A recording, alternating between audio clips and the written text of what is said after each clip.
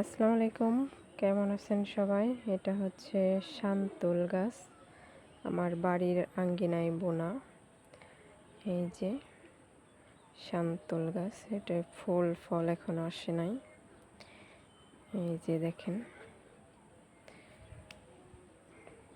কত সুন্দর ডালপালা গজাইছে, সবুজে ভরা গাছ, অনেক সুন্দর। এই যে দেখেন,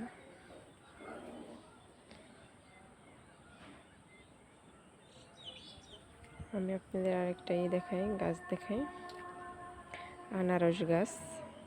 এই যে আনারস গাছের দেখেন, আনারস ধরে নেই এখনো। এই যে অনেক সুন্দর হয়েছে।